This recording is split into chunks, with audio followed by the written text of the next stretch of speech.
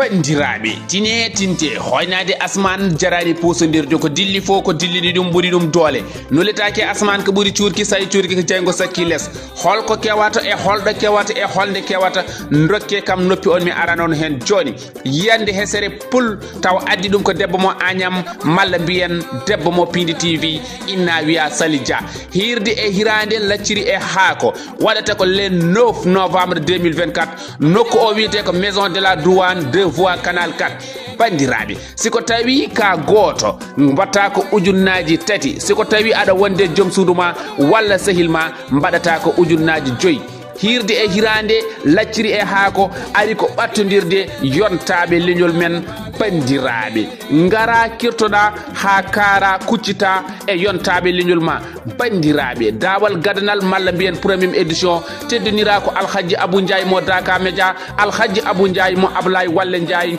bandiraɓe jogoto o jamma ko gorko mo wadbere makkaji inna wiya Djiby Sall bandiraɓe wattu hen hakkille ma e oɗo ñalamo le 9 novembre 2024 siko tawi aɗa yiiɗi sodde billet ma gila hade yottade jokkodirta koye ɗiɗo numéro ji mbatta ko 77 980 33 39 malla mbaɗa 77 420 15 21 bandiraɓe mi wi on yaade ha fooƴo ɓuuri joɗade ha mooƴo womreno wara sammunde kono hakkille jaɓata min bamodi kala periɗomi toon yo am hayyo e bandam mboɗomi toon